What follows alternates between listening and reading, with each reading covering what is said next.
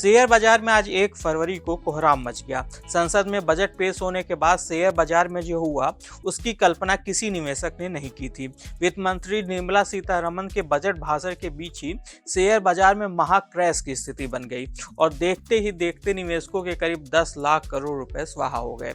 कारोबार के दौरान BSE सेंसेक्स 2000 अंकों से भी अधिक लुढ़क गया। वहीं निफ्टी गिरकर 24,800 के भी नीचे चला गया। यह शेयर बाजार में बजट के दिन पिछले 7 सालों की आई सबसे बड़ी गिरावट थी। सेंसेक्स और निफ्टी में आई इस महा गिरावट ने हर किसी को हैरान कर दिया है। लेकिन आखिर बजट की किन घोषणाओं ने बाजार का मूड बिगाड़ा? क्यों उम्मीदों से भरा बाजार अचानक लाल निशान में डूब गया? आज की इस रिपोर्ट में हम डिकोड करेंगे वो 5 बड़े रीजन जिन्होंने बजट के दिन बाजार को धराशायी कर दिया। क्या यह केवल STT में बढ़ोतरी का असर है या फिर पर्दे के पीछे कोई और बड़ी वजह है? चलिए जानते हैं बाजार के इस ब्लैक संडे की पूरी इनसाइड स्टोरी।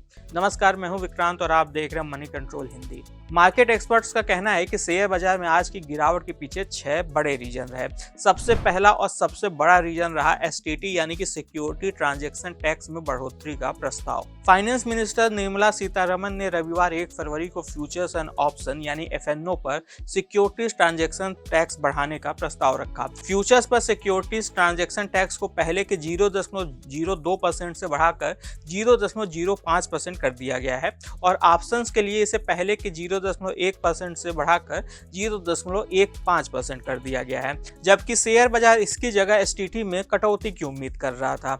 इसके चलते बाजार की उम्मीदों को तो तगड़ा झटका लगा और निवेशकों का सेंटीमेंट कमजोर हुआ। BSE, एंजल वन और ग्रो जैसे शेयरों में 10% से भी अधिक की गिरावट देखने को मिली। दूसरा रीजन रहा बाईबैक पर कैपिटल गेन के तौर पर टैक्स लगाने का प्रस्ताव। फाइनेंस मिनिस्टर निर्मला सीतारमण ने 1 फरवरी को सभी शेयर धारकों के लिए बाईबैक पर कैपिटल गेन के तौर पर टैक्स लगाने का प्रस्ताव रखा। हालांकि उन्होंने साथ में यह भी कहा कि प्रमोटर्स को एक्स्ट्रा बाईबैक टैक्स देना होगा। सराफ एंड पार्टनर्स के पार्टनर अमित गुप्ता ने बताया कि बाईबैक टैक्सेशन को फिर से कैपिटल गेन के तौर पर दिखाया गया है। तीसरा रीजन रहा सरकारी बैंकों के शेयरों में गिरावट।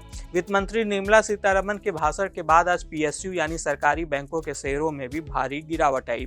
Indian bank, bank of Maharashtra, bank of Baroda और स्टेट बैंक जैसे शेयर कारोबार के दौरान 6% तक टूट गए।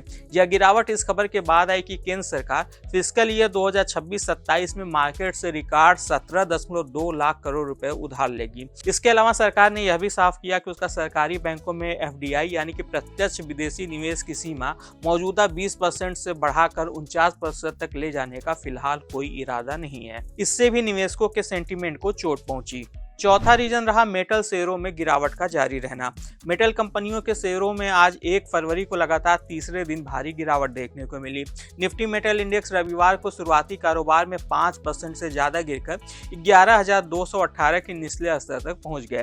हिंदुस्तान कॉपर के शेयर 19%, नेशनल एल्यूमिनियम कंपनी यानी कि नेल्को के शेयर 14.5% और हिंदुस्तान जिंक के शेयर 13.5% तक गिर गए। वेदांता और हिंडाल्को इंडस्ट्रीज के शेयर भी 10% तक टूट गए। हालांकि मेटल शेयरों में गिरावट के पीछे सोने और चांदी की कीमतों में आई कमी भी एक बड़ा रीजन रहा। शेयर बाजार में गिरावट का 5वां रीजन रहा ऊंचे लेवल पर मुनाफा वसूली। बजट पेश होने से पहले शुरुआती कारोबार में सेंसेक्स और निफ्टी करीब आधा फीसदी तक उछल गए थे। इसके पीछे बजट से जुड़ी उम्मीदों को बड़ी वजह माना जा रहा था। हालांकि बजट के बाद निवेशकों ने ऊंचे स्तरों पर मुनाफा वसूली करनी शुरू कर दी, जिससे बाजार में चौतरफा गिरावट आई। डिफेंस शेयरों में भी उम्मीद से कम आवंटन के चलते भारी गिरावट देखने को मिली। छठा रीजन रहा बजट के दिन उतार चढ़ाव। बजट के दिन अक्सर शेयर मार्केट में हमेशा से तेज उतार चढ़ाव देखा गया है। पिछले 15 में से 14 मौकों पर निफ्टी 50 में बजट के दिन के दौरान 2 से 3% तक का उतार चढ़ाव देखा गया है। आज भी बाजार में कुछ ऐसा ही कारोबार देखने को मिला। हालांकि बजट के बाद का ट्रेंड आमतौर पर शेयर बाजार के लिए अच्छा रहा है। अब देखना होगा कि इस बार बजट के बाद शेयर बाजार की चाल कैसी रहती है। आज के इस खास वीडियो में बस इतना ही। आपको यह जानकारी कैसी लगी हमें कमेंट कर जरूर बताइएगा।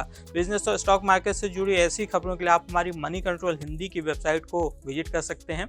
इसके अलावा आप हमें यूट्यूब, फेसबुक, इंस्टाग्राम और X यानी कि ट्विटर पर भी फॉलो कर सकते हैं। Thank you.